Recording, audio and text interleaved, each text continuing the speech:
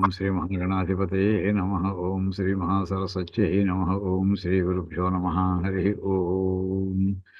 ఓం గణానాం త్వా గణపతిగుం హవామహే కవిం కవీనాముపమశ్రవస్తమం జ్యేష్ఠరాజం బ్రహ్మణాం బ్రహ్మణస్పత ఆనశృణ్వన్నోతిభిः సేదసాదనం. ఓం ప్రణో దేవీ సరస్వతీ వాజేభిర్వాజినీవతి ధీనామభిత్రియవతు. ఓం నారాయణం పద్మభువం వసిష్ఠం శక్తిం చ తత్పుత్రపరాశరం చ వ్యాసం శుకం గౌడపదం మహాంతం గోవిందయోగీంద్రమథాస్య శిష్యం శ్రీశంకరాచార్యమథాస్య పద్మపాదం చ హస్తామలకం చ శిష్యం తంత్రోటకం వార్తికకారమన్యానస్మద్గురూన్ సంతతమానతోస్మి. శృతిస్మృతిపురాణానామాలయం కరుణాలయం నమామి భగవత్పాదం శంకరం లోకశంకరం.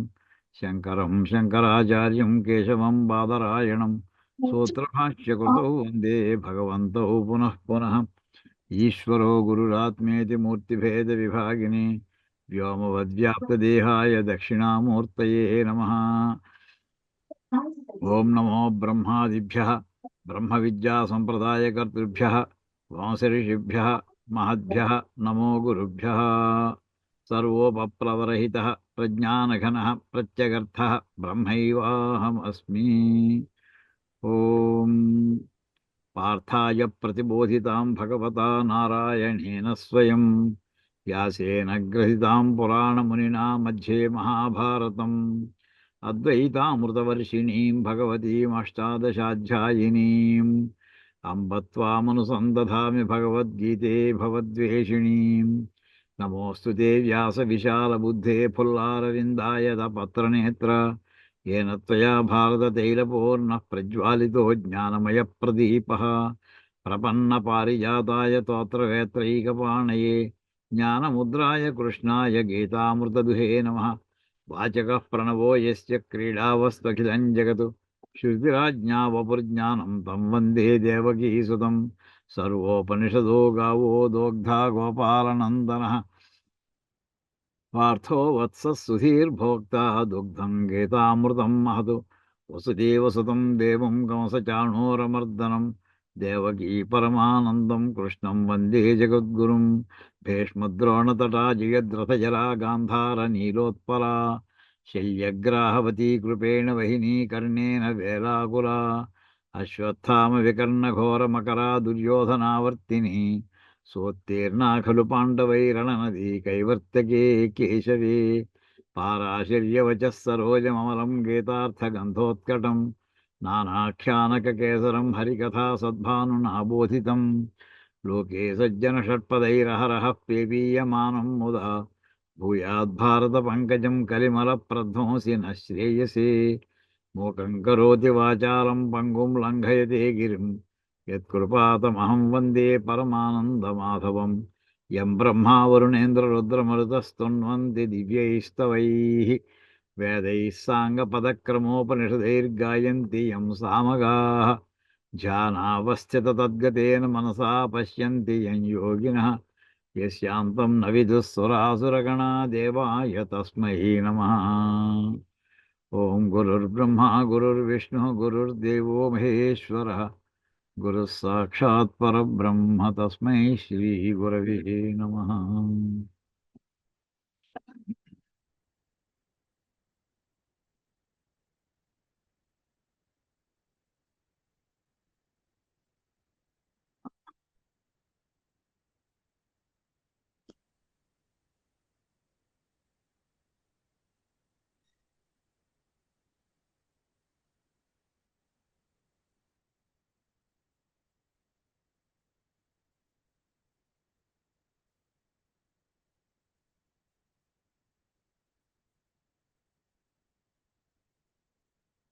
మనం కిందటి క్లాసులో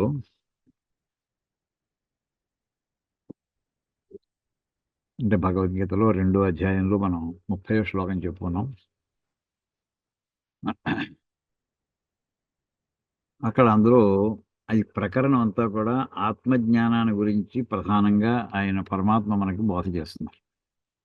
చేసి తర్వాత వెంటనే అది ఒకటే కారణంగా నువ్వు యుద్ధం చేయడం కాదయ్యా. అసలు నీకు ధర్మం అనేది ఒకటి ఉంది కదా. శృతి స్మృతి పురాణాలన్నిటిలోనూ కూడా వర్ణ వ్యవస్థ, దానితో పాటు వర్ణ ధర్మములు, వర్ణాశ్రమ ధర్మాలన్నీ కూడా చెప్పడం జరిగింది. నువ్వు అధ్యయనం చేసావు. అందులో ఆ భాగం గురించి ప్రస్తుతం మనం మాట్లాడుకుందాం ఒకసారి. వేదాంతం ఒక భాగం అదైంది. రెండో భాగం గురించి నీ ధర్మం గురించి మాట్లాడుకుందాం అని చెప్పి ఇక్కడ 31వ శ్లోకం ప్రారంభమవుతుందండి. దానికి ముందర పైన భూమిక, ఈ శ్లోకానికి ఒక భూమిక అంటే ఇంట్రడక్షన్ అన్నమాట. ఇహ పరమార్థతత్వాపేక్షాయాం శోకో మోహో వా న సంభవతి ఇత్యుక్తం. ఇంతవరకు కూడా ఇక్కడ అంటే పారమార్థిక సత్యం, మామూలుగా మనకి సత్యములు మూడు రకం: పారమార్థిక సత్యము, వ్యావహారిక సత్యము, ప్రాతిభాసిక సత్యము. ఈ పారమార్థిక సత్యం అంటే మనకి మోక్ష స్థితిలో మనం పొందేటటువంటి అక్కడ శాశ్వతమైనటువంటిది, ఏ రకమైనటువంటి జరామరణములు లేనటువంటిది, అదంతా కూడా పారమార్థిక సత్యములకు సంబంధించింది. అది పారమార్థికం అనే పదం ఎలా వచ్చిందంటే పరమార్థకు సంబంధించి, పరమార్థమునకు సంబంధించింది కనుక పారమార్థిక అని పదం వచ్చింది. ఆ తత్వం దాంట్లో చెప్పబడినటువంటి అది దృష్టిలో పెట్టుకుంటే ఆ స్థాయిలోకి వెళ్ళినటువంటి వాడికి శోకము లేదు, మోహము లేదు. శోకో మోహోవ న సంభవతి. వాడికి శోకము ఉండదు, మోహము ఉండదు అని చెప్పుకోవడం జరిగింది. ఈ శోకమోహాలని ఈ పదం ఎందుకు వాడారు అసలు అంటే, మనకి భగవద్గీతల ఆవిర్భావానికి, సంసారం ఏర్పడడానికి కారణం ఏంటంటే శోకమోహములే మనకి ప్రధానమైనటువంటి బీజములు అని అక్కడి నుంచి ప్రారంభించారు ఆయన భగవద్గీత భాష్యం. ఆ పదం ఇది మనకి ఒక థ్రెడ్లో ఇంపార్టెంట్ పదాలు, కీవర్డ్స్ శోకము మోహం అనేటటువంటి. ఆ దాని మీదనే మిగతా ఆర్గ్యుమెంట్స్ బిల్డప్ చేయడం అంతా కూడా వాటిని కేంద్రంలో పెట్టుకుని చుట్టూ ఇంకా అల్లుకుంటూ వెళ్తున్నారు ఆయన. అయితే ఇంతవరకు చెప్పినటువంటి శోకమోహాలతో సంబంధము లేనటువంటిది అదొకటేనా? ఇంకా పారమార్థిక సత్యంలోనే శోకమోహాలతో సంబంధం లేవా? లేదయ్యా. ధర్మ నిర్వహణలో కూడా శోకమోహాలకి సంబంధం లేదు సరి అయినటువంటి ధర్మాత్ముడైనటువంటి వాడికి. నా కేవలం పరమార్థతత్వాపేక్షాయామేవా అంటే ఒక పరమార్థతత్వ అపేక్ష, పరమార్థతత్వమునకు సంబంధించిన విషయంలోనే ఈ శోకమోహములు లేకపోవుట అనేది లేదు. శోకమోహములు లేకపోవడం అనేది ఇంకా కొన్ని ఏరియాస్లో ఉంది. అది ఎక్కడ జరుగుతున్నాయి అంటే ఇక్కడ చెప్పు. స్వధర్మమ కింతు అది ఏమిటంటే స్వధర్మమపి చావేక్ష్య న వికంపితుమర్హసి ధర్మ్యాద్ధి యుద్ధాత్ శ్రేయోన్యత్ క్షత్రియస్య న విద్యతే. పదే భాగం. స్వధర్మం అపి చ అవేక్ష్య న వికంపితుం అర్హసి ధర్మ్యాత్ హి యుద్ధాత్ శ్రేయః అన్యత్ క్షత్రియస్య న విద్యతే. ఇది పదే భాగం అండి. ధర్మమే నాకు ప్రధానము, మిగతాది కాదు. నాకు పారమార్థిక విషయం గురించి నాకు ప్రస్తావన లేదు నాతోటి. నాకు ధర్మమే నా నిష్ఠ, దానికోసం నేను ఉన్నాను అని ఎవరైతే భావిస్తారో వాళ్ళకు కూడా శోకమోహాలు లేవయ్యా అని అంటూ ఇక్కడ ఆ ఆస్పెక్ట్ని చెప్పొచ్చారండి. ఈ మాట అనని ముందర వెంటనే అంటే అర్థం చెప్పుకుని ఉదాహరణ చెప్తాను తర్వాత. ఇక్కడ స్వధర్మం అపి అంటే నీ స్వధర్మాన్ని దృష్టిలో పెట్టుకున్నా కానీ ఇలాగ మళ్ళీ చెలించిపోకూడదయ్యా వాళ్ళు వీళ్ళు అనుకుంటున్నాను. అంటే ఇక ధర్మం అనేటటువంటి మాటను పట్టుకొచ్చారు కృష్ణ పరమాత్మ. దాని భాష స్వధర్మం అపి. ఆ పదాలు అందులో స్వధర్మం అపిలో 3 పదాలు ఉన్నాయి. స్వధర్మం అపి. స్వ అంటే తనదైన, స్వహ ధర్మ తనకు సంబంధించిన ధర్మము. ఎవరు ఇక్కడ కాంటెక్స్ట్ ఎవరు? క్షత్రియుడు అయినటువంటి అర్జునుడు. ఇంకా క్షత్రియస్య అంటే క్షత్రియస్య స్వహ ధర్మ. క్షత్రియునికి అతనికి ఉండవలసినటువంటి విధించబడినటువంటి ధర్మము ఏమిటిది? యుద్ధం. తమపి అవేక్ష. దాన్ని చూసేనా కాస్త నువ్వు జాగ్రత్తగా ప్రవర్తించాలి కదయ్యా. తమపి అవేక్ష, దాన్ని కూడా ఆ దృష్టిలో కూడా చూసినా సరే అవేక్ష అంటే చూసి. త్వం నువ్వు నా వికంపితం ప్రచలితం అర్హసి అంటే నా ఇక్కడ పట్టుకొచ్చానండి. వికంపితం ప్రచలితం నా అర్హసి అంటే నువ్వు కంపించిపోకూడదు, అంటే షివరింగ్ రాకూడదు, వణికిపోకూడదయ్యా. అది వికంపితం అంటే. కంపం అంటే మనకి వణుకు. వికంపం అంటే విశేషంగా వణికిపోవడం, అంటే చెలించిపోవడం. అంటే బ్యాలెన్స్ తప్పిపోవడం అని. వణికిపోవడం అంటే ఏంటంటే తను నిటారుగా ఉన్నటువంటి వాడు ఈ పక్కకి ఆ పక్కకి వణికిపోడు, కదలడు.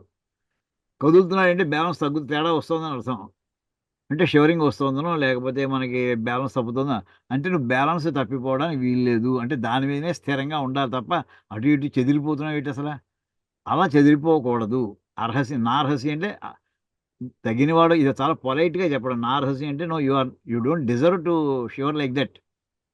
ఆ డిజర్వ్ అంటే ఏంటంటే అర్హత లేదని కాదండి అక్కడ. అక్కడ ఏంటంటే నువ్వు అలా చేయకూడదు సుమా అని చెప్పడానికి. ఎందుకయ్యా అంటే క్షత్రియస్య స్వాభావికాత్ ధర్మాత్. క్షత్రియునికి అతని యొక్క స్వాభావికము, స్వభావము, అతను అంటే తన యొక్క భావం ఏమిటి? యుద్ధం చేయుట. అంచేత క్షత్రియస్య స్వాభావికాత్ ధర్మాత్ అంటే ఆత్మ స్వాభావ్యాత్. నీకు విధించబడినటువంటిది నీ స్వభావం. నువ్వు క్షత్రియుడు ఉండవలసిన స్వభావం యుద్ధం అవసరం వచ్చినప్పుడు చేయుట. అంచేత ఆత్మ స్వాభావ్యాత్. నీ యొక్క తనకు ఆత్మ అంటే ఇక్కడ తాను అని అర్థం తప్పండి. ఆత్మ అంటే ఆ పరమాత్మ జీవాత్మ అందులోకి వెళ్ళకండి. ఇక్కడ ఆత్మ స్వభావ్యాత్ తను అనే మాటలో అర్థం తీసుకోండి. నీకు స్వభావత నిర్ణయించబడినటువంటి ధర్మం యుద్ధము. ఇత్యభిప్రాయ.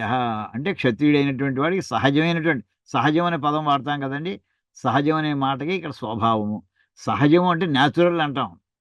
కానీ ఆ సహజములు కూడా సహజ అనే పదం రెండుగా పెడితేయండి. సహజ అంటే పుట్టుకతోటే సహా వచ్చింది. పుట్టుకతో పాటే వచ్చినటువంటి లక్షణం అది. అది సహజము అనే మాట. సహ అంటే కూడా, అంటే పుట్టుట. అంటే పుట్టుకతో మనతో పాటే వచ్చింది. ఆ రకమైన దాన్ని స్వభావం అంటారు.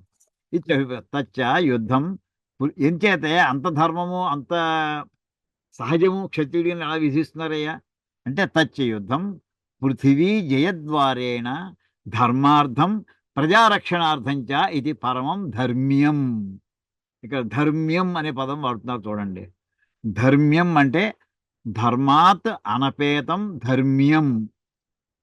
మీకు మొన్న పదం చెప్పండి. అకారానికి ఉకారానికి తేడా వస్తే కొన్ని. ఉపేతము అంటే కూడి ఉన్నది. అనపేతము అంటే నా ప్లస్ అపేతము, అనపేతము. ఏమండి ఇక్కడ అనపేతం అంటే విడిపోకుండా ఉన్నటువంటిది. అనపేతం. నా అపేతం అంటే ఉపేతం అంటే కలిసి ఉండుట. అపేతం అంటే కలవకుండా ఉండుట, విడిగా ఉండుట. నా అనపేతం నా అపేతం, నా అనపేతం అనపేతం వస్తుందండి. నా అపేతం అనపేతం. ఇక్కడ అనపేతం అంటే విడిపోకుండా ఉన్నటువంటిది, అంటే దాంతో కలిసిపోయినటువంటిది, ధర్మంలో అంతర్భాగం అయిపోయినటువంటిది. అది ధర్మ్యం. ఏమండి ఇక్కడ ధర్మార్థం ఎందుకయ్యా అంటే యుద్ధంలో నెగ్గితేట దానివల్ల ఏంటంటే మొట్టమొదట పృథివీ జయద్వారేణ భూమిని నెగ్గుట చేత, అంటే యుద్ధంలో అవతలాన్ని నెగ్గుట చేత, ధర్మార్థం దానివల్ల ధర్మం కోసం నెగ్గాలంతే, నెగ్గి తీరాలి అని ఆ ఉద్దేశం చేసే. దానివల్ల నువ్వు ధర్మాత్ముడైతే అవతల ఎక్కడైతే నువ్వు భూభాగాన్ని సంపాదించగలిగావో అక్కడ కూడా ధర్మ ప్రతిష్టాపన చేయడానికి వీలవుతుందయ్యా. అది ఒక లాభం. రెండో లాభం ఏంటంటే ప్రజారక్షణార్థంచ. శత్రువులు మీద పడిపోయి అస్మాడు జనాల్ని హింసిస్తూ ఉండడం, ఆ హింస నుంచి వాళ్ళని తప్పించిన వాడు అవుతావు. అంటే ప్రజలని వాళ్ళ ధర్మాలని స్వేచ్ఛగా అనుష్ఠానం చేసుకోవడానికి అవకాశం కల్పించిన వాడు అవుతావు. దాన్నే ప్రజారక్షణ అంటారు. అంటే ప్రజారక్షణార్థంచ అంటే ఆక్రమించినటువంటి భూమిలో ధర్మాన్ని ప్రతిష్ఠ చేయడానికి, నీ ప్రజల్ని ఆల్రెడీ నీ దగ్గర ఉన్నటువంటి ఇప్పుడు నీ కంట్రోల్ ఎంత భూభాగం అయిందో అంత భూభాగంలో ఉన్న ప్రజలని కూడా, ప్రజారక్షణ వాళ్ళందరూ కూడా సుఖశాంతుల్ని కలిగించడానికి కూడా నీకు అవకాశం ఉంది కనుక దీన్ని ఏమంటారంటే ఇది పరమం ధర్మ్యం. యుద్ధం అనేటటువంటిది ధర్మాత్ అనపేతం ధర్మ్యం. ధర్మము నుండి విడిపోనటువంటిది, అంటే ధర్మంలో అంతర్భాగమైనటువంటిది. తస్మాత్ ఎలాంటిదంటే దీనికి ధర్మ్యం అని చెప్పాలంటే సూర్యునిలో కాంతి, సూర్యుడి నుంచి కాంతిని విడతీయడం అనేది అసంభవం. దాన్ని ధర్మ్యం అంటారు. కాంతిని అక్కడ ధర్మ్యము. తస్మాత్ ధర్మాత్ యుద్ధాత్ శ్రేయ అన్యత్ క్షత్రియస్య న విద్యతే హి యస్మాత్. తస్మాత్ ఎందుకంటే ఎందువలన తస్మాత్ ధర్మ్యాత్ యుద్ధాత్ ధర్మం యుద్ధము కంటే. ఇక్కడ యుద్ధ పంచమవిభక్తిలో వలనం కంటే పంచములు, ఇక్కడ కంటే వస్తుందండి. శ్రేయ అన్యత్ వలన కాదు, యుద్ధం వలన కాదండి. యుద్ధము కంటే అన్యత శ్రేయ ఇంకొక శ్రేయస్కరమైనటువంటి అంశము క్షత్రియస్య న విద్యతే హి యస్మాత్. ఎందుకంటే ఇంకోటి ఏమి ఉండదు కనుక. అంటే క్షత్రియునికి ఈ ధర్మ యుద్ధము కంటే వేరే అయినటువంటి శ్రేయస్కరమైన విషయము ఇంకోటి ఏది ఉండదు కనుక నువ్వు యుద్ధం చేయాలయ్యా అని అక్కడికి తీసుకొచ్చారండి. ఇందులో ఇక్కడ ఎటువంటి యుద్ధంలో చేసేప్పుడు నా వికంపితం ఏ రకమైనటువంటి కూడా ఆ, కంపం అంటే ఇందాక చెప్పుకున్నాం కండి. అంటే తన స్థాన భ్రంశము నువ్వు అనుకుని ఏదైతే స్థిరంగా ఉండాలో దాన్ని బట్టి జారిపోతున్నావు, అలా జారిపోకూడదయ్యా అని చెప్తున్నాడండి. ఈ మాట అండి ఉదాహరణ చెప్తాన్నాను కదా, సరిగ్గా ధర్మానికి మనకి ప్రతీక ఎవరంటే శ్రీరామచంద్రుడు. ఆ శ్రీరామచంద్రుడి విషయంలోకి వచ్చేప్పటికి మనకి ఎప్పుడు కూడా ఉత్తరరామ చరిత్రలోనండి ఒక గొప్ప శ్లోకం ఉందండి. లక్ష్మణుడు సీత ఉండగా అక్కడ అంటాడండి, స్నేహం దయాంచ సౌఖ్యంచ ఎదివా జానకీమపి ఆరాధనాయ లోకస్య ముంచుతో నాస్తి మే వ్యథ అంటాడండి. నాకు ముంచత, ముంచుట అంటే వదిలిపెట్టుట. నాకు ఈ వీటన్నిటినీ వదిలేస్తున్నప్పుడు అది ఏ రకంగానూ నేను బాధపడినాయా, నేను క్షోభపడను. దేనికోసం అంటే ఆరాధనాయ లోకస్య, ప్రజారాధన కనుక ఇవి అడ్డం వస్తున్నాయనుకోండి, ఎవరితోటో స్నేహం ఉంది నాకు, కానీ వాడి వల్ల లోకానికి అపకారం అవుతోందని నాకు తెలిసింది, వాడిని వదిలిపడేస్తాను. అంతే, నా ప్రాణ స్నేహితుడే కావచ్చు, స్నేహాన్ని వదిలేస్తాను నేను. సామాన్యంగా మనం ఈవేళ అవన్నీ మినహాయింపులు చేసుకుని మిగతా ధర్మం అప్పుడు ఆలోచిస్తామండి. నా వాళ్ళందరితో నేను జాగ్రత్తగా ఉంచుకోవాలి, నా కుటుంబం అంతా జాగ్రత్తగా ప్రొటెక్ట్ చేసుకుంటూ మిగతా ఊళ్ళో వాళ్ళకి వచ్చే ధర్మం చెప్తాను నేను. అంతే, ధర్మం ఇంటి వాళ్ళు అధర్మం చేసినా కానీ వీళ్ళని జాగ్రత్తని ప్రొటెక్ట్ చేసేవారు నా విద్యుక్త ధర్మం, కుటుంబ ధర్మం. లేదండి, శ్రీరామచంద్రుడు అలా చేయడండి. స్నేహాన్ని వదిలిపడేస్తాను అంతే, నాకు ఎలాంటి వాళ్ళైనా సరే.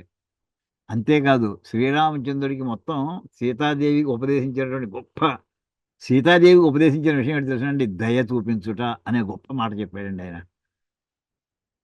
ఈ మాట సుందరకాండలో మనకి ఆవిడ హనుమంతుల వారితో అంటుంది, ఆంధ్రశంస్యం పరోధర్మ. మేము సప్తపర్ణంలో చేసినప్పుడు ఈ బోర్డు పెట్టామండి. దయ అనేటటువంటి ఆంధ్రశంస్యం అంటే దయ, జాలి చూపించుట.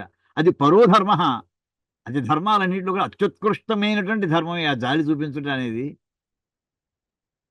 దానికే మారు పేరు ఏంటంటే దయ, ఆంధ్రశంస్యం అని పదవి. అది ఆ మాట సీతాదేవి అంటుంది, నువ్వే చెప్పావు కదయ్యా, ఈ దయ అనేటటువంటి చాలా గొప్ప, నా మీద దయ చూపించవయ్యా, అంత కష్టాలు పడి ఉన్నాను. ఈ మాట వెళ్ళి చెప్పబోయా హనుమ శ్రీరామచంద్రుడితో. కొటేషన్లో చెప్పింది అనమాట, నీ వల్లే నేను నీ దగ్గర నుంచే విన్నానయ్యా ఈ పాఠం అని. ఈ మాట విద్యుత్ కొటేషన్ పెట్టి ఈ మాట పట్టుకెళ్ళి శ్రీరాముడికి చెప్పు అని అంటున్నాడు. ఆ దయను కూడా శ్రీరామచంద్రుడు వదిలేయడానికి సిద్ధంటండి. అంత అంటే ప్రియాతి ప్రియమైనటువంటిది స్నేహం దయాంచ. ఇంకా వ్యక్తిగతమైనటువంటి హ్యాపీనెస్ దానికి మాట్లాడిన స్నేహం దయాంచ సౌఖ్యంచ, సుఖాన్ని కూడా వదిలిపడేస్తాను. రాజరికం కోసం అందరూ కూడా భోగాల కోసం పెడతారండి, అలా ప్రశ్నే లేదండి ఈయనకి. నిజంగా ఆయన ఒక సన్యాసికి కావాల్సినటువంటి లక్షణాలతో పుట్టినటువంటి రాజకుమారుడు శ్రీరాముడు. ఇవేం అక్కర్లేదండి, ఇంకేమి, ఇంకా సన్యాసి అయితేనే ఇలాంటి భావాలన్నీ ఉంటాయండి. వాడు ఎవరితోటి ప్రపంచంలో ఎవరితోటి బంధాలు లేవు, అతనికి స్నేహం లేదు, శత్రుత్వం లేదు. అంచేత స్నేహం దయాంచ సౌఖ్యంచ, అతనికి సీతాదేవిని వదిలిపెట్టడం సుఖగా. రావణాసుడు ఎత్తాడు, ఎంత బాధపడిపోయాడండి. రావణాసుడే కాదు, ముందర విరాసుడు కూడా సీతాదేవిని అపహరించాడు. వాడు ఎత్తుకుపోతుంటే లక్ష్మణుడు, ఇదే నా పెళ్ళాన్ని ఎత్తుకుపోతున్నాడు వాడు, ఇప్పుడు నేను ఎలా సుఖంగా ఉండగలనయా అంటాడు. ఎవరికైనా అంతే, అది అతనికే కాదు. అటువంటి ఆ సౌఖ్యాన్ని కూడా దగ్గర ఉంటే తాను పొందే సౌఖ్యం ఏదైతే ఉందో, ఫిజికల్ ప్రజెన్స్, అది కూడా నేను వదులుకుంటానయ్యా సౌఖ్యంచ. చివరికి ఏదివా జానకీమపి, సీతాదేవిని కూడా వదిలేస్తానయ్యా నేను. ఇంకా అంతకంటే మించింది రాముడికి దగ్గరి క్లోజెస్ట్ పాయింట్ ఇంకోటి ఏదేం లేదు. దేనికోసం అంటే ధర్మం కోసం. అది ఎలా వస్తుందంటే, రాజయ్యాడు కనుక ఆరాధనాయ లోకస్య, ఇక్కడ ఇందాక చెప్పారు చూసారండి, ప్రజారక్షణార్థం. ఆ మాటకి ఇక్కడ ఇంత అన్వయం వస్తుందండి. లోకారాధన అంటే ప్రజారాధన, ప్రజలను ఆరాధన చేయడం, దానికి అన్నిటినీ కూడా వదిలిపెడేస్తాను అంటే అది ధర్మీయం. అంటే అంత దూరం వెళ్ళాల్సి వస్తుందండి. పైన చెప్పుకునే ధర్మం కాదండి. అయితే సరే, అది ధర్మమే. అక్కడ మోక్షం గురించి ప్రస్తావన లేదు శ్రీరామచంద్రుడికి, ఆ కాంటెక్స్ట్లో చెప్తున్నటువంటిది. ఆయన పరమాత్మ కావచ్చు, పరమాత్మే కావచ్చు, తర్వాత విషయం. కానీ ఇక్కడ అదేం కాదు, లౌకికమైనటువంటి స్వధర్మం అపిచావేక్ష. ఆయన ధర్మం ఏమిటి, క్షత్రియుడిని నేను, నాకు ధర్మము అంతే, ధర్మలు ఇవన్నీ అంతర్భాగాలు, దాని ప్రకారం చేస్తాను. ప్రజారక్షణ నా ధర్మం, నేను దానికోసం ఏదైనా చేయాలి అని చెప్పడానికి ఇక్కడ మనకు ఒక చక్కటి ఉదాహరణ అక్కడ కనిపిస్తుందండి. ఉత్తరామ చరిత్రలో వాక్యం అది. ఏమండి దీని తర్వాత శ్లోకాన్ని పెడదాం. తర్వాత కుతశ్చ తద్ యుద్ధం కర్తవ్యం ఇది ఉచ్యతే. ఎందుకు యుద్ధం చేయాలి? తద్ యుద్ధం ఆ ధర్మముతో కూడి ధర్మయుద్ధాన్ని కుతః కర్తవ్యం ఎందువలన చెయ్యాలి? కర్తవ్యం ఎందువలన అంటే దానికి చెబుతున్నాడండి. ఈ యుద్ధం ఎందుకు చేయాలి నువ్వు అర్జున అంటేట, యదృచ్ఛయా చోపపన్నం స్వర్గద్వారమపావృతం సుఖినః క్షత్రియాః పార్థ లభంతే యుద్ధమీదృశం. పదవిభాగం యదృచ్ఛయా చ ఉపపన్నం స్వర్గద్వారం అపావృతం సుఖినః క్షత్రియాః పార్థ లభంతే యుద్ధం ఈదృశం. దీని భాష్యం చూడండి. ఎదురుచ్ఛయ అంటే అప్రార్థితయ, కోరకుండగా యాదృచ్ఛికంగా ఉపపన్నం ఆగతం వచ్చిందయ్యా యుద్ధం. అనుకోలేదు, వచ్చేసింది ఇది. అంటే మన హఠాత్తుగా వచ్చిందంటాం చూసారా, ఇన్స్టెంట్లీ వచ్చింది. అంటే ఈవేళ యుగాలుగా యుద్ధం ఎప్పుడు వస్తున్నా అని ఎదురు చూస్తూ ఉండాలట ధర్మాత్ములు. అక్కడ అలాంటి ఎదురుచ్ఛయాచ అప్రార్థితయ అంటే మీరు అది వచ్చి యుద్ధం వచ్చిందంటే ప్రార్థించకుండా వచ్చింది. ఉపపన్నం ఆగతం.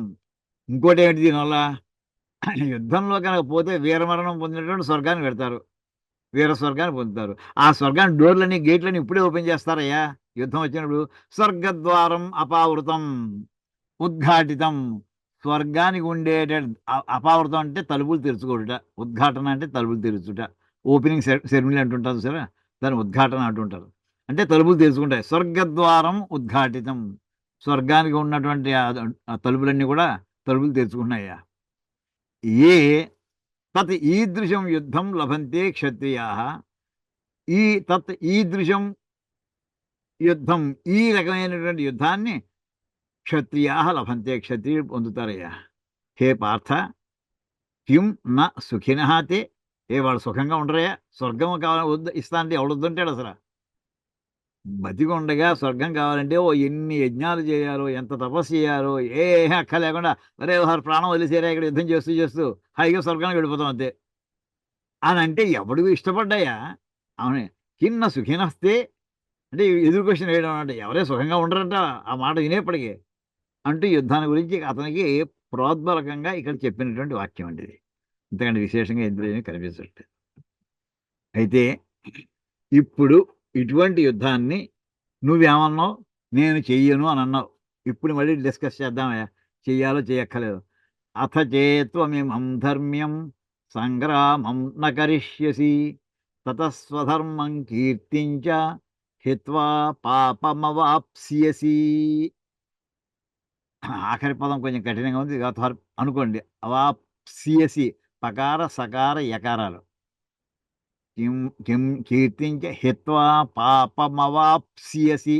3 హల్లులు వినిపించాలండి. పకార సకార యకార 3 వినిపించాలి. అలా ప్రయత్నం చేసుకోండి. పదవిభాగం అథ చేత్ త్వం ఇమం ధర్మ్యం సంగ్రామం న కరిష్యసి తతః స్వధర్మం కీర్తిం చ హిత్వా పాపం అవాప్స్యసి. ఇప్పుడు ఈ యుద్ధం ఎటువంటిది? ఇది ధర్మయుద్ధం.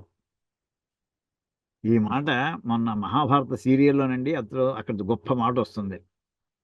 ఎందుకంటే యుద్ధం ప్రారంభించబోతున్నారు. ధర్మరాజు ఏం చేశాడంటే ఒక్కసారి అందరికీ తెలిసిందే, మరి చెప్పుకుందామండి. పాదరక్షలు వదిలేశాడు, విప్పేశాడు, జోడు వదిలేశాడు, ధనుసు పక్కన పెట్టేశాడు, కత్తులు కడార్లు తర్వాత కవచం కూడా తీసేశాడు. బేరు ఫుట్ తోటి కాలి నడకనే కౌరవుల వైపు వెళ్ళిపోతున్నాడండి. ఒక్కడు ఎవరిని పిలవలేదు. ఎవరు అర్జునుడు భీముడు కంగారు పడి అన్నయ్య ఎక్కడికి వెళ్ళిపోతున్నావు, శత్రువులోకి వెళ్ళిపోతున్నావు, చంపేస్తారమని నిన్ను. అర్జునుడు కంగారు పడిపోతున్నాడు, అందరూ కంగారు పడిపోతున్నారండి. ఇక అక్కడ ఎవరైనా ఏదైనా చేయొచ్చు, ఒక అతిథి వస్తే తన దగ్గర ఆయుధం లేదు, వెళ్ళిపోతున్నాడు, డైరెక్ట్గా వెళ్ళిపోతున్నాడండి. వెళ్ళిపోయి సరిగ్గా భీష్ముడి దగ్గర వెళ్ళాడండి. భీష్ముడే తాత యుద్ధం చేయడానికి అనుమతి ఇవ్వాల్సిందిగా ప్రార్థిస్తున్నాను అన్నాడండి. పొంగిపోయాడట. ఎంత గొప్ప మాట అన్నవరా, విజయోస్తు అన్నాడండి అతను. ఉన్నదేమో భీష్ముడు కౌరవుల తరఫు నుంచి, వచ్చిన వాడేమో శత్రు భాగం వచ్చి నమస్కారం చేయలేదు విజయ్ వస్తున్నాడు, పక్కన దుర్యోధనుడు ఉన్నాడు. వాడి ఒళ్ళు మండిపోయింది, వాడి ఒళ్ళు మండిపోయింది. ధర్మరాజు ఆ పక్కన వెళ్ళిన తర్వాత, తాత ఇదే ఆశీర్వదించా, నా పక్కన ఉంటూ వాడికి విజయం వస్తుంటావు ఏంటి, నా పక్కన ఉంటావు, యుద్ధం చేస్తున్నావా? అవును, నేను హస్తినాపురం కోసం యుద్ధం చేస్తున్నాను, నీ కోసం యుద్ధం చేయట్లేదు, గుర్తెట్టుకో అన్నాడండి భీష్ముడు. నేను చేసిన వాగ్దానం ఏంది, హస్తినాపురాన్ని రక్షణ, దానికోసం యుద్ధం చేస్తున్నా, అది నా ధర్మం.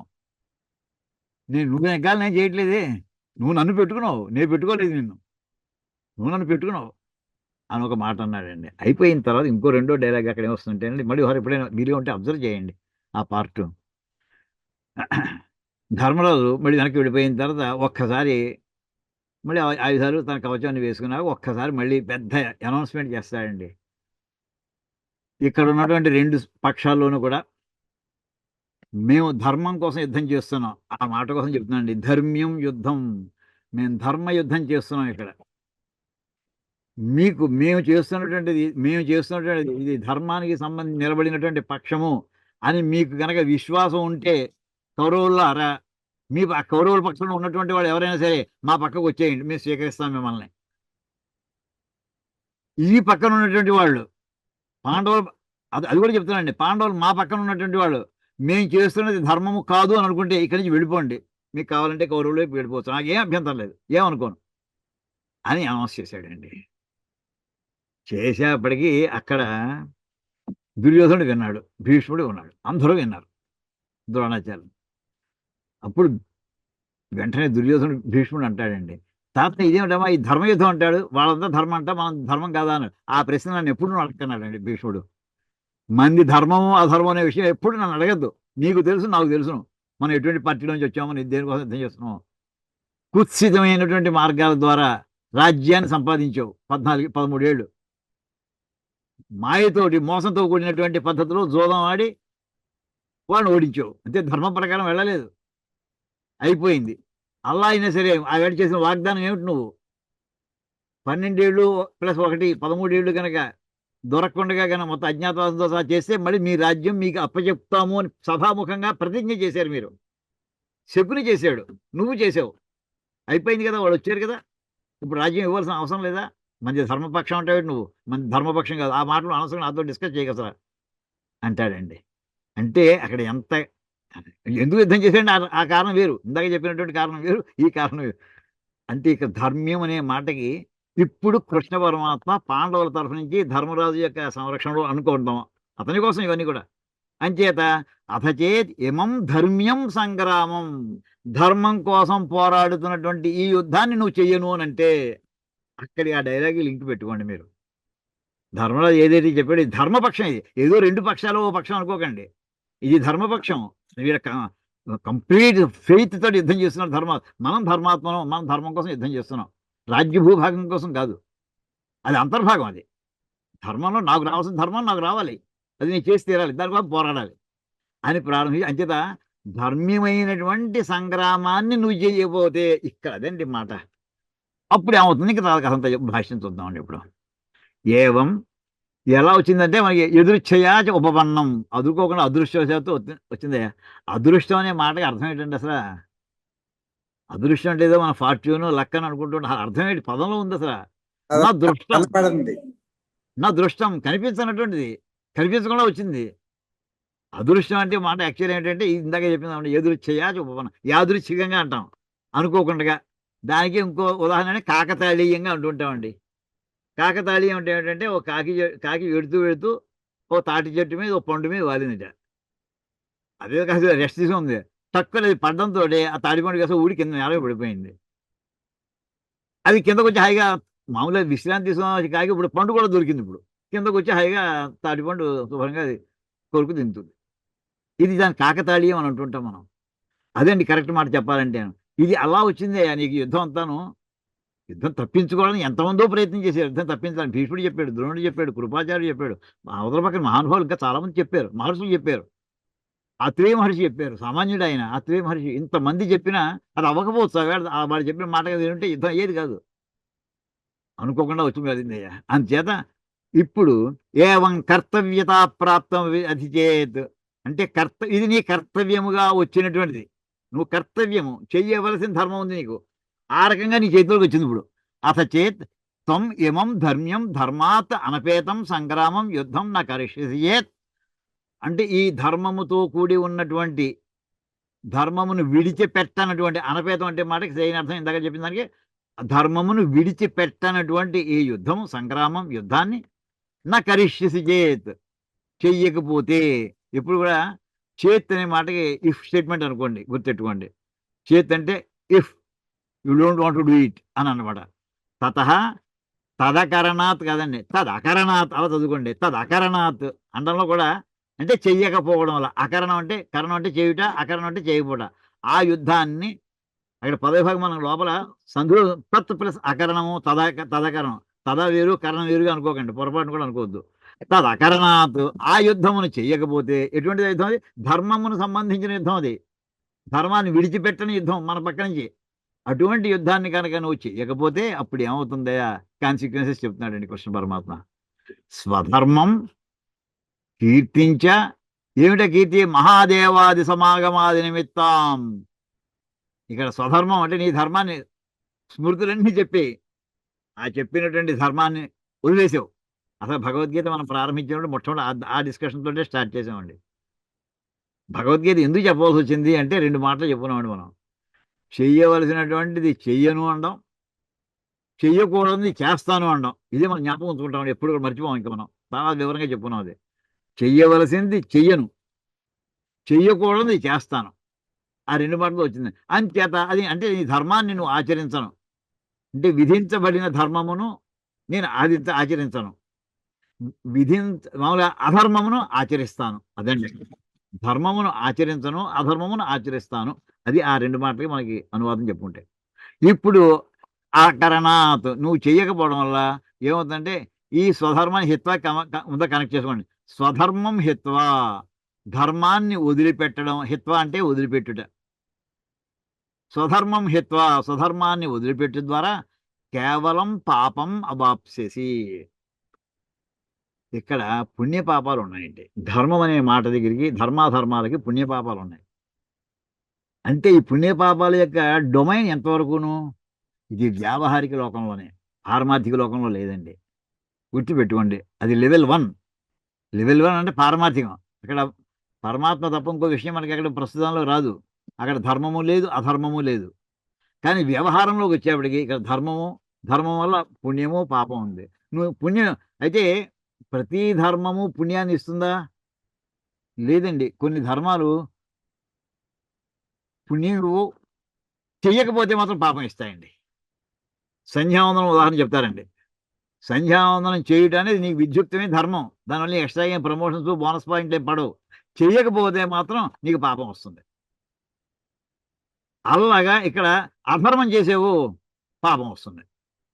ఇక్కడ ఆ మాట నీ స్వధర్మాన్ని నువ్వు హిత్వా వదిలిపెట్టే ద్వారా కేవలం పాపం ఎప్పుడైతే ధర్మాన్ని వదిలిపెట్టేశాడన్నాడో దాని కాన్సిక్వెన్స్ ఏంటి?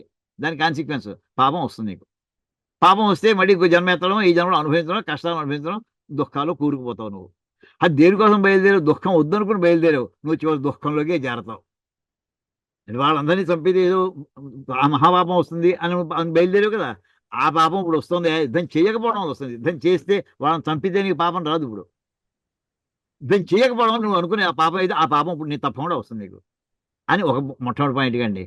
స్వధర్మం హిత్వ, అక్కడ ఆ లింక్ పెట్టుకుంటే. రెండో పాయింట్ ఏంటంటే, కీర్తించ మహాదేవాది సమాగమాది నిమిత్తం. పరమేశ్వరుడితోటి హోరాహోరిని పోరాడేడయ్యా ఈ కుర్రాడు. ఆయన్ని మెప్పించి ఆయన దగ్గర పాశుపతాస్త్రాన్ని పొందాడయ్యా. ఎంత కీర్తి నీకు లభించిందయ్యా. విశ్వవిఖ్యాతుడు అయిపోయావు. ఎంతమంది దేవతల యొక్క అనుగ్రహం వచ్చిందయ్యా నీకు. ఇవన్నీ మనం చాలా వివరంగా చెప్పుకున్నామండి. ఎక్కడ చెప్పుకున్నాం? రుద్రభాష్యంలో ఓం నమ శివాయ చ శివతరాయ చ మీఢుష్టమ శివతమ 3 పదాలు చెప్పుకున్నామండి. శివశబ్దము, శివతర శబ్దము, శివతమ శబ్దము, 3 పదాలకు 10 గంటల సేపు మనం వ్యాఖ్యానం చెప్పుకున్నాం. అప్పుడు ఆ ప్రత్యేకించి కిరాతార్జునీయానికి సంబంధించినటువంటి విషయం. పరమశివుడు కిరాతుడి రూపంలో రావడం, తర్వాత వచ్చినటువంటి లాభాలు ఎన్ని వచ్చాయి? పరంపర, శుభ పరంపర. ఇంకోటి చెప్పుకున్నామండి. ఆవేళ ఒకసారి స్మరణ చేసుకుందాం. పరమశివుడు ఆవేళ ఏం మెచ్చుకున్నాడు. యుద్ధం బాగా చేశాడని. చాలా సంక్షిప్తంగా చెప్పుకున్నాం.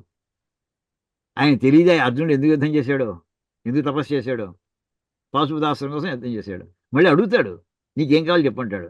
ఆయన తెలియదా, నీకు తెలియదా అంటే అసహ్యంగా ఉంటుంది అది. ఒకసారి ఎవరో పెద్ద ఆయన చిన్నపిల్లల్ని అలాగే ఎవరైనా చిన్నపిల్లలు వస్తే వాడికి ఏ చదువుతున్నావు అంటే 3వ క్లాసు 4 ఎక్కాలు వస్తున్నా అంటే వస్తున్నాడు. 7 ఏళ్ళు ఎంతమ్మా అని అడిగాడండి ఒక ఆయన. వెంటనే ఆ పిల్ల ఏం చెప్పిందని 40 తెలుసో తెలియదు చెప్ప, మీకు రాదా అండి అని అడిగిందండి ఆ పెద్ద ఆయన వింటుండగా.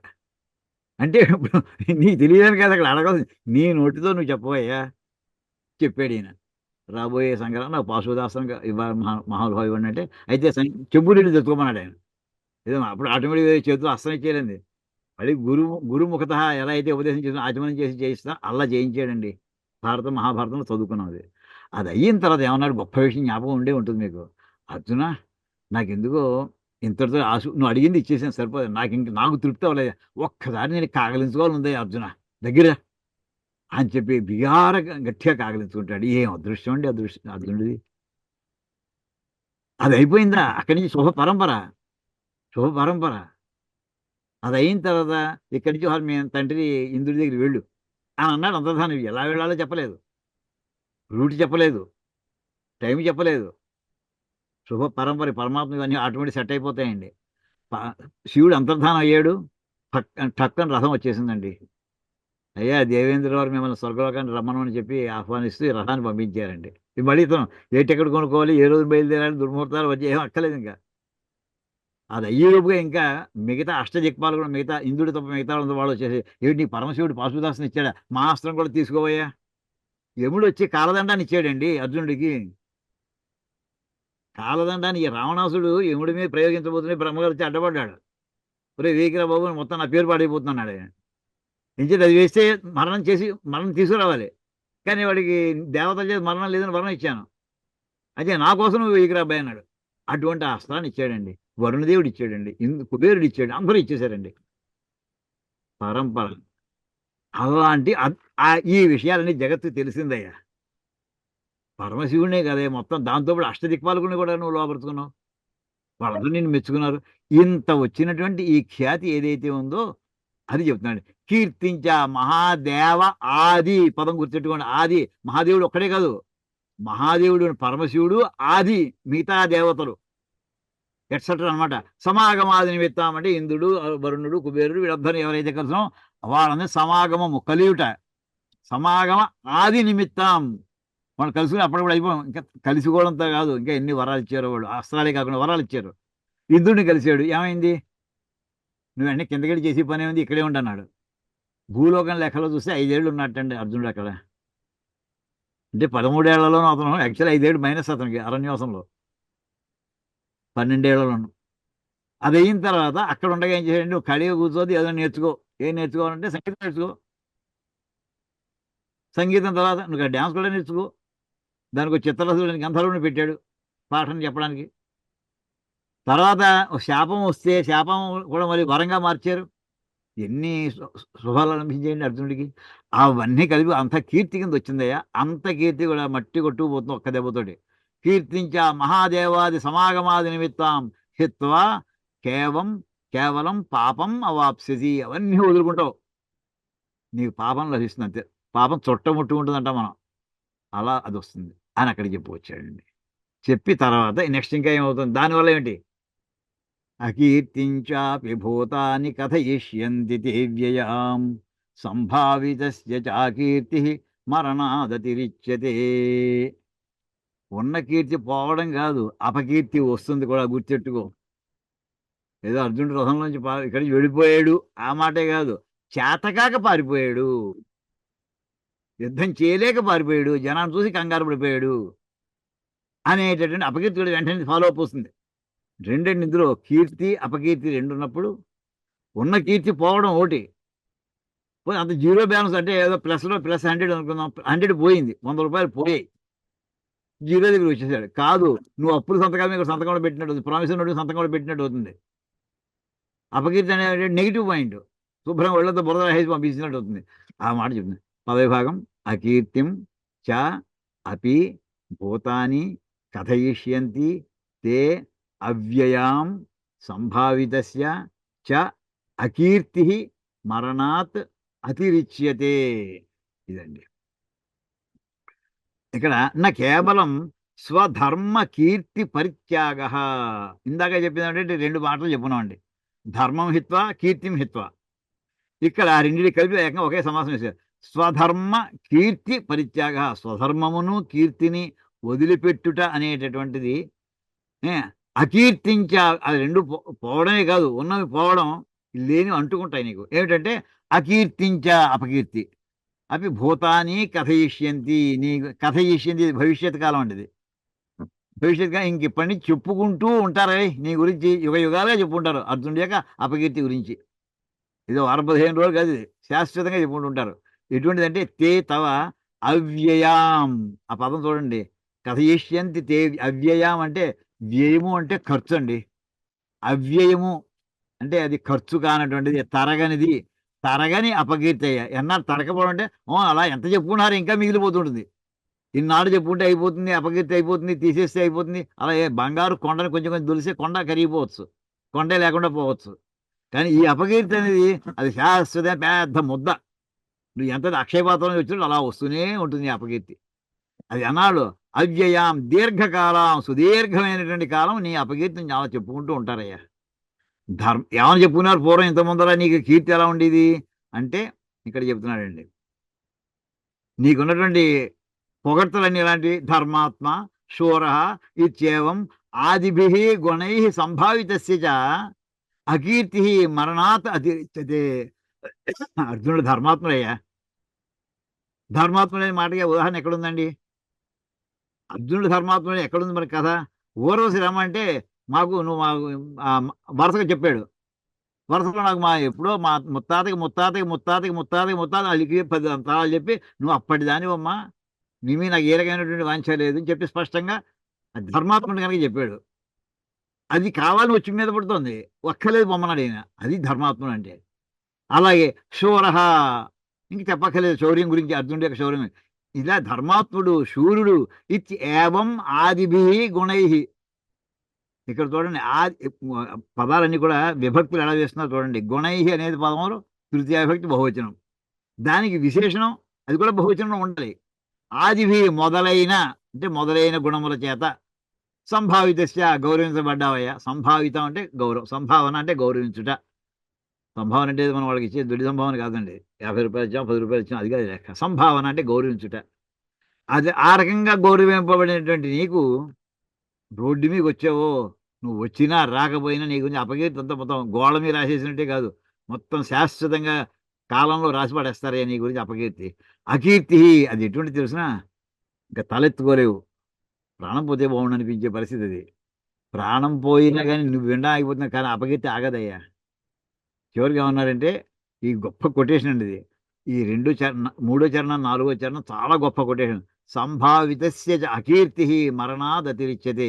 ఇది కృష్ణ పరమాత్మ అర్జునుడి చెప్పినటువంటి వాక్యమే కాదండి, ఇది శాశ్వత కాలాల్లో అందరికీ వర్తిస్తుందండి. పూజనీయుడైనటువంటి వాడికి కనుక అపకీర్తి వస్తే దానికి వాడి మరణం కంటే ఎక్కువయ్యేది. మరణం చాలా, అది లాస్ట్ పనిష్మెంట్ అనుకుంటాం ఎవరికైనా. కానీ అంతకంటే పెద్ద పనిష్మెంట్ ఏంటి అపకీర్తి. అదండి. అంచేత అకీర్తి మరణాత్ అతిరిచ్యతే. అతిరిచ్యతే అంటే ఓవర్టేక్ చేస్తుంది అని అర్థం. అంటే దాన్ని దాటి వెళ్ళిపోతుందయ్యా, అంటే అంతకంటే ఎక్కువదయ్యా. మరణం కంటే ఇంకా ఎక్కువది ఏంటంటే అపకీర్తి. అంచే సంభావితస్య అకీర్తే వరం మరణం ఇత్యర్థ. అంచేత సంభావితస్య పూజనీయుడైనటువంటి వాడికి అకీర్తే, ఇక్కడ పంచమే విభక్తి ఏకవచనం ఉండేది. అంటే అకీర్తే ఈ అపకీర్తి కంటే, కంటే అని పదం పడుతున్నాడు, వలన కంటే అని పట్టిలో ఇది. అకీర్తే మరణం వరం, మరణం శ్రేష్టమైందయ్యా. అంటే వాడికి ప్రాణం, అపకీర్తి అంతకంట చాలా గొప్పది, అంచేత అంతకంటే ప్రాణం వదిలేయడం బెటర్ అయ్యా. అది అపకీర్తి మాత్రం తెచ్చుకోకు నువ్వు అని చెప్పడం అండి. ఇత్యర్థ. ఇది ఇంతవరకు చెప్పుకొచ్చారండి. చెప్పిన తర్వాత నెక్స్ట్ కించ, అంతేకాదయ్యా. అంటే ఇప్పుడు ఇదంతా కూడా ఏమిటంటే సైకలాజికల్ ట్రీట్మెంట్ అర్జునుడికి. అటు పాజిటివ్ సైడ్ ఎక్స్ట్రీమ్ చూపించాడు, ఫిలాసఫర్స్కి ఫిలాసఫీ చెప్పాడు. ఇప్పుడు ఫిజికల్ ఒక ఎర్త్లీ పర్సన్కి లోకంలో జరిగేటటువంటి వాస్తవం ఏదో కళ్ళకు కట్టినట్టు అద్దం పెట్టి చూపిస్తున్నాడు, అతను ఎదురుగుండా చూపిస్తున్నాడు. కించ అంతే కదయ్యా, భయాద్రణాదుపరతం మంస్యంతే త్వాం మహారథాః ఏషాంచత్వం బహుమతో భూత్వా యాస్యసి లాఘవం. నీ గురించి పాండవుల్లోనూ కౌరవుల్లోనూ కూడా చాలా మంచి ఇంప్రెషన్ ఉందయ్యా. కౌరవుల్లో కూడా చాలా మంది, భీష్ముడికి లేదు, ద్రోణాచార్య అయితే ఇంకా మురిసిపోతూ ఉంటాడు అర్జునుడు చూసుకుని. మురిసిపోవడమే, బా నన్ను మించిపోయి నా శిష్యుడు అనుకుంటూ ఉంటాడు ఆయన. అర్జునుడు బాణం వేసి కొట్టినా సరే సంతోషిస్తాడు, అది విశేషం అండి. ద్రోణాచార్యులు నే కొట్టలేకపోయినటువంటి అర్జునుడు నన్ను నా శిష్యుడు కొడుతున్నాడు అంటే వాడికి ఈ విషయం నాకంటే ఎక్కువ తెలుసు అనమాట, సంతోషిస్తూ ఉంటాడు. ఇవన్నీ మన నర్తనశాల అక్కడ కనిపిస్తుంటాయండి వార్తలన్నీ కూడా. వాళ్ళు ఎలా ఎలా ఒకరినొకరు భావాలు ఎలా ఉంటాయో గురు శిష్యుడికి, అలాగే అభిమానం. ఇంకా కృపాచార్యుడు చెప్పక్కర్లేదు, అర్జునుడు అంటే ప్రాణం వాళ్ళకి. అలాగా అలాగే ఇంకా ఎంతమందో ఉన్నారు. నేటి కౌరవుల తరఫు నుంచి నిలబడి ఏదో కారణాంతరాలు ఆ పక్కన ఉండిపోయారు. కానీ పాండవులు అంటే, అందులో అర్జునుడు అంటే ఇంక అందరూ వీరాభిమానులు వాళ్ళకి, అర్జునుడికి. అలాంటి వాళ్ళ దృష్టిలో బహుమత చాలా ఎక్కువగా నీ గురించి హై ఎక్స్పెక్టేషన్స్ తోటి ఉన్నారయ్యా. అలాంటి వాడు ఏమంటారు, చిచి ఇంత పని చేసేటండి, ఇక్కడి నుంచి పారిపోయాడు చేతకాక, ఏదో మనం పొరపాటు పడ్డాం అనమాట ఇన్నాడు కూడా అని భావం వస్తుందయ్యా. అంటూ ఇక్కడ ఆ మాట వస్తుందండి. పదే భాగం భయాత్ రణాత్. చూడండి అన్నీ కూడా ఒకే విభక్తి ఉంటుంటాయి. అసలు విశేష్యము విశేషణము రెండు ఒకే విభక్తిలో ఉండాలి. ఇక రణాత్, రణము అనేటటువంటిది విశేష్యము, అది ఇంకా దానికి భయాత్ రణాత్ రెండు తృతీయ విభక్తి ఏకవచనాలు పడేయండి. భయము వలన, యుద్ధము నుండి. ఉపరతం మంస్యంతే త్వాం మహారథాలో భయాత్ రణాత్ ఉపరతం మంస్యంతే త్వాం మహారథాః యేషాం చ త్వం బహుమతః భూత్వా యాస్యసి లాఘవం. దాని భావం చూడండి.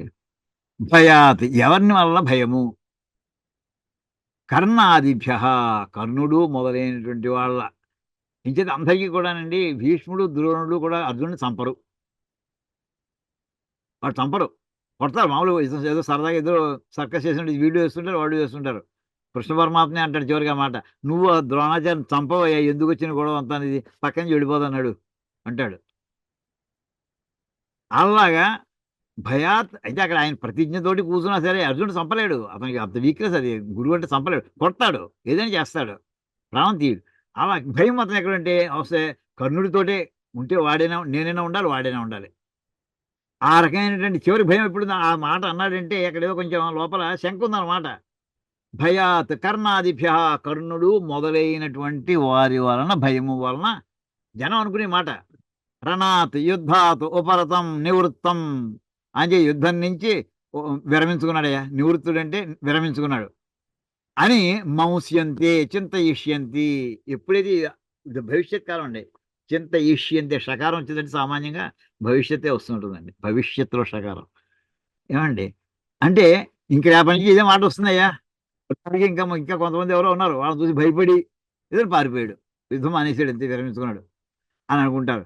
అంతే తప్పించి నువ్వు ఏదో ఇంత దాక్షిణ్యాలు, వీళ్ళు నా వాళ్ళు, వీళ్ళంతా నేను చంపుతున్నాను, ఏదో ఈ కథలు చెప్పేది సార్, ఇది వాళ్ళు ఎవరు పట్టించుకోరు. ఈ విషయం తెలిసినా సరే, తన వాళ్ళని చంపడం ఇష్టం లేక అర్జునుడు యుద్ధం మానేసి వెళ్ళిపోయాడు అనే మాట వాళ్ళకి తెలిసినా సరే, వాళ్ళు ఆ మాట ఒక్కడు అనరు. నా కృపయా దయదలిచి యుద్ధం చేయడం మానేసాడని మాట అనకుండగా, కర్ణుడు మొదలైనటువంటి వాళ్ళ వల్ల భయపడి యుద్ధం మానేశాడు అని అంటారయ్య. ఇది త్వాం మహారథ, ఎవరెవరు మహారథులు, దుర్యోధన ప్రభృతయ అని ఆ రకంగా అందరూ నిన్ను తిట్టుకుంటారయ్యా. అంతేకాదు, ఏషాంచ త్వం దుర్యోధనాదీనాం బహుమత బహుభి గుణై యుక్త ఇత్యేవం. దుర్యోధనుడికి కూడా అర్జునుడి మీద ఎంత ఇంప్రెషన్ ఉంది, ఏం ఇంప్రెషన్ ఉంది. అర్జునుని కొట్టే అర్జునుని కనుక యుద్ధరంగంలోంచి తొలగిస్తేనే మనం నెగ్గుతాము, అర్జునుడు ఉన్నంతకాలం నెగ్గలేము. ఏమిటా అతని యొక్క పరాక్రమం, అర్జునుడి యొక్క పరాక్రమం గురించి దుర్యోధనుడికి కూడా సంపూర్ణమైనటువంటి హైయెస్ట్ లెవెల్ ఆఫ్ ఇంప్రెషన్ ఉంది. అది పాజిటివ్ కోసం నెగిటివ్ కోసం తర్వాత హైయెస్ట్ లెవెల్ ఆఫ్ ఇంప్రెషన్. ఈ మాట ఎక్కడంటాడండి ఇది, ధృతరాష్ట్రుడితోటి దుర్యోధనుడు అసలు ముందర జోదానికి పిలిచే ముందర అన్నటువంటి సంభాషణ జరిగిందండి. రాజసూయాగం అయిపోయింది, ఆ నీళ్ళలో అక్కడ నీళ్లు లేని చోట మహేశ్వరరావు పడ్డాడు, కింద పడ్డాడు, మీద పడ్డాడు, బట్టలు ఇచ్చారు, కట్టుకున్నాడు. అది అతనికి అవమానం జరిగిందని అతను భావించుకున్నాడు. అసూయ ప్రారంభమైంది. ఆ వచ్చినటువంటి కట్న కానుకలు అన్ని చూసి అసూయ కలిగింది. ఇంటికి వచ్చాడండి. ఇంటికి వచ్చిన తర్వాత ఆ ఘట్టం చదవాలండి మీరు ఒక్కసారి. సంస్కృత భారతం చదవగలిగితే ఇంకా అపూర్వం అసలు. అక్షరం అక్షరం కూడా అక్కడ చెబుతూ, ఏంటి నాన్న అసలు, ఏమిటి ఆ ఐశ్వర్యం ఏంటి అంతా చెప్పుకొచ్చి, ఈ ఐశ్వర్యం ఏమైనా సరే నాకు రావలసిందే, ఏమైనా సరే నాకు రావాల్సిందే. వీళ్ళని మామూలు ఆ పక్కన అప్పటికే ఎక్కించాడు శకుని. ఇది మామూలు వల్ల సాధ్యం కాదు, వాడిని యుద్ధంలో ఓడించలేము, అర్జునుడు ఉన్నంతకాలం పాండవులు ఓడించడం అసంభవము అని చెప్తూ, అర్జునుడి గురించి చెప్తూ, నాకు అక్కడ మారీచుడు రావణాసుడికి ఉపదేశం చేసిన, నాకు రా అనే పేరు వినిపిస్తే చాలా భయం వేస్తుందయ్యా అన్నాడు. అంతా రాముడే అన్నట్టుగా రా అని వినిపిస్తే రాముడు వస్తున్నాడేమో, ఇదో దెబ్బ కొట్టాడు కదా విశ్వామిత్ర యాగంలో, అలాగా అకారం వినిపిస్తే చాలట దుర్యోధనుడికి వణుకు వస్తుంది. ఆ మాట వర్ణిస్తాడండి, 5-6 శ్లోకాల్లో వర్ణిస్తాడండి. అకారం అశ్వత్థం, రావి చెట్టు అనబోయి అశ్వత్థం అనబోతే ఆ అనే అర్జునుడు వస్తున్నాడా ఏంటి, అలా ఎన్ని పదాలు ఇస్తాడండి అకారం గురించి ప్రారంభించిన అక్షరాలతో అని చెప్పి ధృతరాష్ట్రుడితో దుర్యోధనుడు చెప్తాడు. అంటే అతని యొక్క ఇంప్రెషన్ చెప్తాడు. అదే ఇక్కడ మాట వర్ణిస్తున్నారండి. దుర్యోధన ప్రభు ఏషాంచత్వం దుర్యోధనాదీనాం బహుమత, బహుభి గుణై యుక్త ఇత్యేవం బహుమత. అంటే బహుమత అంటే బహుభి గుణై యుక్త, చాలా గుణములతో కూడి ఉన్నవాడు. ఇది ఆ పదాన్ని ఏమంటారంటే గుణములతో కూడి బహుమత. బహుమానం అంటే బహుమానం, ఎక్కువగా భావించుట. అలా ఎక్కువగా భావించబడిన అంటే హైలీ, నువ్వు నీ ఇంప్రెషన్ అంత హైయెస్ట్ లెవెల్లో ఉంది నీ గురించి వాళ్ళకి. ఎవరైతే దుర్యోధనాదీనాం, దుర్యోధన ఒక్కడికే కాదు, దుశ్శాసనుడికి ఉండే ఉండొచ్చు, కర్ణుడు ఉందో లేదో చెప్పలేం అహంకారి కనుక. శకునికి మాత్రం ఉంది. శకుని ఒక మాట అంటాడండి ఎక్కడంటే, ఆ ఘోషయాత్ర అయిన తర్వాత కర్ణుడి వాడి జీవితకాలంలో ఒకే ఒక్కసారి మంచి మాట విన్నానండి భారతంలో, ఒక్కసారి. మళ్ళీ తర్వాత 2 సార్లు అనలేదు వాడు. ఘోషయాత్ర అయిన తర్వాత అక్కడ జరిగిన సంఘటన ఏంటండి, ఆ చిత్రరథుడు అనేటటువంటి గంధర్వుడు ఈ చెరువులో స్నానాలు చేయడానికి వీలేదు, ముందు ఇక్కడ వెళ్ళిపోండి అందరూ వార్నింగ్ ఇచ్చాడు. పోవాయి నువ్వు చెప్పేది ఏంటి మాకన్నారు. యుద్ధం ప్రారంభమైంది. ఆ దుర్యోధన సైనికులను చితకొట్టేశారు వాళ్ళు. అయిపోయింది, దుర్యోధనుడు వెళ్ళాడు. దుర్యోధనుని చాప చుట్టేసినట్టు చుట్టేసి ఆకాశంలో ఎత్తుకుపోతున్నారండి. అప్పుడు అతని భార్య వెళ్ళి ద్రౌపదీదేవి ఆశ్రమం దగ్గరే కనుక, పాండవుల ఆశ్రమం దగ్గర, అక్కడ వెళ్ళి ఆవిడ పాదాల మీద పడింది. పడితే ఆవిడ వెళ్ళి మళ్ళీ ధర్మరాజుతో చెప్పింది, భీముడితో చెప్పలేదు, అర్జునుడితో చెప్పలేదండి. ఆవిడ కూడా తెలియంది, ఎవరి తీరు చెప్తే తన పొలం అది వచ్చి నా తోటికోడలే కదా మరి. పోనీ ఆవిడ చేసాడు కానీ అతను ఏమండి ఈ సంగతి చూడండి అని చెప్తే ఆయన మళ్ళీ భీముడికి అర్జునుడికి చెప్పడం, ఈ కథ అంతా తెలిసిందే. అయిపోయింది, ఆ చిత్రరథుడి మొత్తం భీముడు అర్జునుడు మొత్తం యుద్ధం చేయమన్నారు. మనకు కావలసిన కార్యం గంధర్వుడే తీర్చారన్నారు. ఆ సామెత అక్కడి నుంచి వచ్చిందండి. కాగల కార్యం గంధర్వుడే తీర్చారండి. గంధర్వులు తీర్చేసి మనం యుద్ధం చేయక్కర్లేదు, అయిపోయింది, వాళ్ళ పని అయిపోయింది అని. అలా కాదు, అక్కడ చెప్పిన ధర్మం ఒకటి గొప్ప ధర్మం ఉందండి. మనం విడివిడిగా ఉన్నప్పుడు వాడు 100 మంది, మన 5గురం. కానీ మూడో వాడు వచ్చినప్పుడు, విదేశీయుడు వచ్చినప్పుడు మనం 105 మంది. వయం పంచాధిక శతం, గొప్ప కొటేషన్స్ అండి భారతంలో. వయం పంచాధిక శతం, మన 105 మంది మనం. అప్పుడు అవతలవాడు ఒకడును. మనలో మనం విభేదాలు పెట్టుకోకూడదు అని ప్రారంభించారండి. ఇలా చెప్పిన తర్వాత చివరికి వాడిని వదిలేశారు. దుర్యోధనుడు అక్కడ కూర్చుని ఉండగా కర్ణుడు వెనక పారిపోయాడు. కర్ణుడు యుద్ధంలో పారిపోయాడు. అప్పటికే మళ్ళీ వచ్చాడు. శకుని ఉన్నాడు. అప్పుడు శకుని అంటాడండి, ఏమయ్యా, నిజంగా మనం వాళ్ళు చాలా అవమానం చేసామయ్యా, జోదంలోను అన్యాయం చేసాం, అవమానం చేసాం. అంటే ద్రౌపది వస్త్రాభరణం చేయడం అవమానం, అన్యాయం చేయడం అంటే రాజ్యాన్ని ఆక్రమించుకోవడం. కానీ నీకు ప్రాణభిక్ష పెట్టారయ్యా ఇప్పుడు. మేమెవరం చేయలేకపోయాం, కర్ణుడు పారిపోయాడు, నేనేం చేయలేకపోయాను, మన సైనికులు ఎవరేం చేయలేకపోయారు, నువ్వు చేసుకోలేకపోయావు. ఇలాంటిప్పుడు వాళ్ళ రాజ్యం వాళ్ళకి ఇచ్చేయడం మంచిదని నాకు అనిపిస్తుందయ్యా అని ఒక్కసారి అన్నాడండి శకుని వాడి జీవితకాలంలో. అంటే ఇంప్రెషన్ చెప్తానండి. ఇప్పుడు వాళ్ళందరి దుర్యోధనుడు మొదలైనటువంటి వాళ్ళందరికీ కూడా ఇంప్రెషన్ కోసం ఆ బహుమత అనే పదం కోసం ఈ కథ అంతానండి.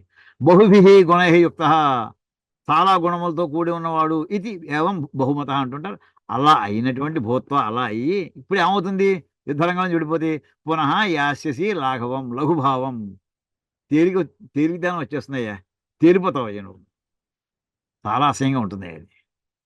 అంటే పునః యాస్యసి అంటే పొందుతావు, లాఘవం పొందుతావు, లఘుత్వాన్ని అంటే తేలిక, దూది పింజలా తేలిపోతావు అని చెప్పడం అండి. ఇవంతా చెప్పుకొచ్చిన తర్వాత ఇక్కడ నెక్స్ట్ ఇంకోటి చెప్తారండి. అంతే కదయ్యా, కించ ఇంకా ఎన్ని రకాల తిట్లు తిడతారో తెలుసునా నీ గురించి నిన్ను.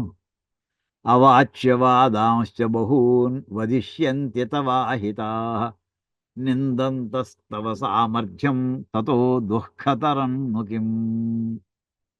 పదవిభాగం. అవాచ్యవాదాన్ చ, వాదాన్ ప్లస్ చ వాదాంశ్చ అవుతుందండి. బహూన్ వదిష్యంతి తవ అహితాః. తవాహితాః హితులు కాదండి ఇక్కడ, అహితులు పదం.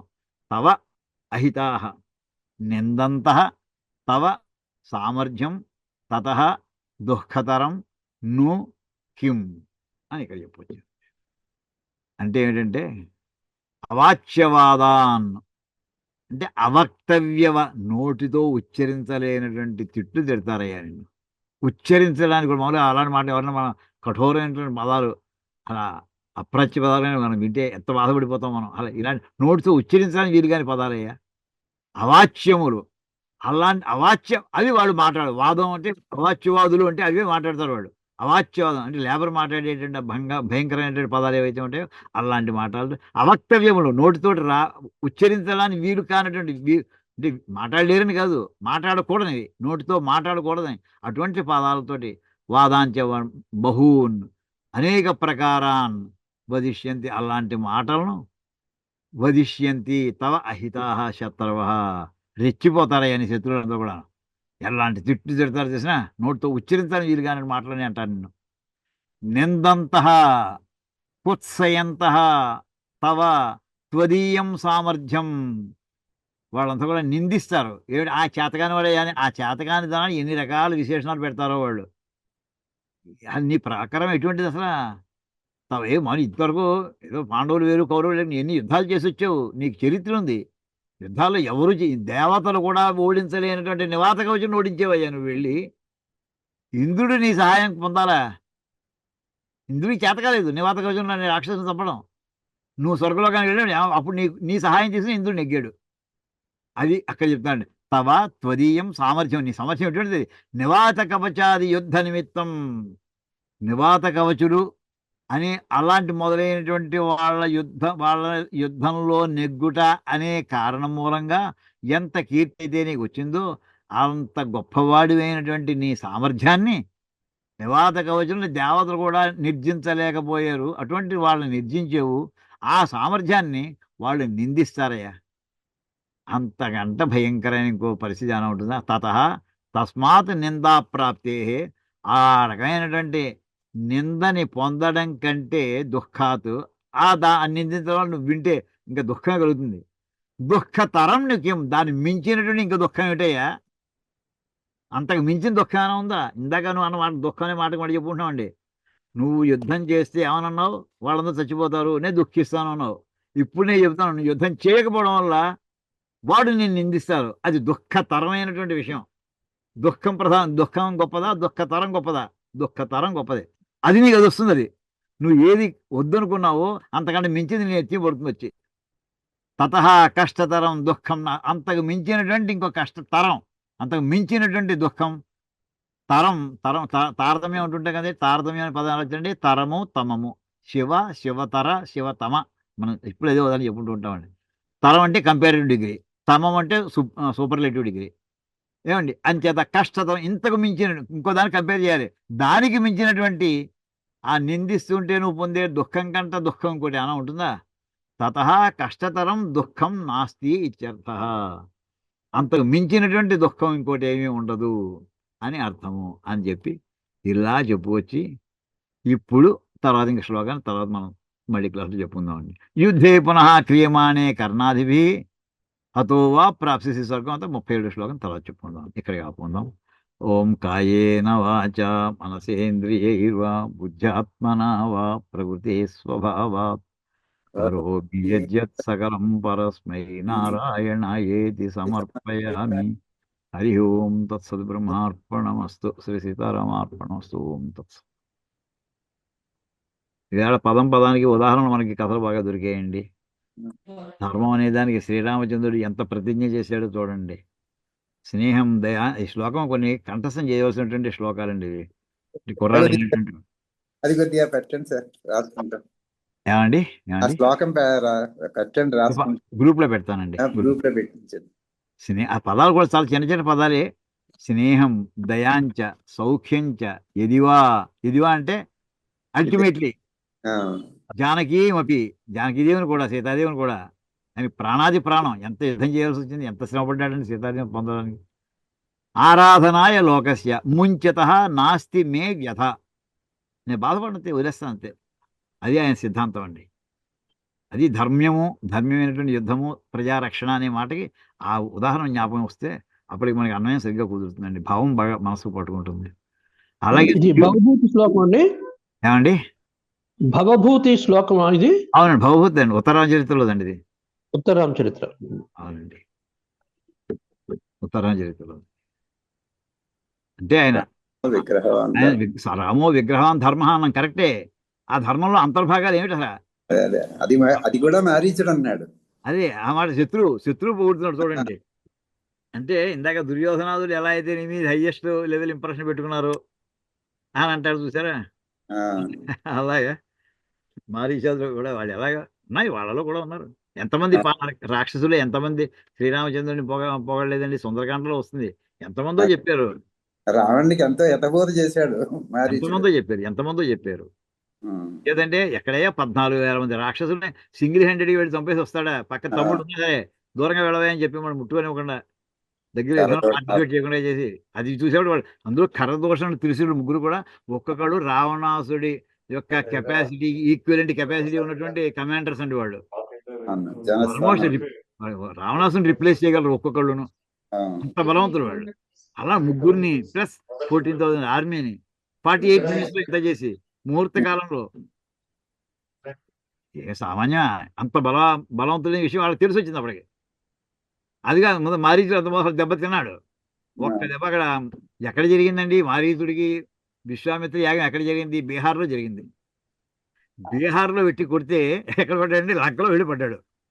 లెక్కేసుకోండి ఎన్ని కిలోమీటర్ల దూరం ఉంటుంది. అప్పటికి రాముడి వయసు 16 ఏళ్ళు, ఇంకా లెస్ దాన్ 12 ఏళ్ళు అండి అప్పటికి. 13 ఏళ్ళు పిల్లాడు. అంతే, 12 ఏళ్ల వయసులో ఉన్నటువంటి పిల్లవాడు వేసిన ఒక అస్త్రం దెబ్బకి వెళ్ళి ఎంత దూరం అండి? సుమారు 4-5 వేల కిలోమీటర్ దూరంలో పడ్డాడు. శతయోజనం కాదు ఈ లెక్క ఇది. ఇప్పుడు మంచి వయసులో ఉన్నాడు అని చెప్తాడు అసలు. అలాగే వాళ్ళంతా కూడా అవతల పక్కనే రాముని యొక్క బలపరాక్రమాన్ని గుర్తించారు. అలా ఉంటుంది. బాగుందండి, ఇవాళ సంతోషం. వారికి ధన్యవాదాలండి. ఎంతో అద్భుతంగా ఉందండి గురుగారు. బాగుందమ్మా, చాలా చాలా కళ్ళకు కట్టినట్టు ఎంత బాగా చెప్తారండి మా పుణ్యం. అది మళ్ళీ అందరూ వ్యక్తిత్వం పట్టరాకండి, కర్తృత్వం పెట్టకండి.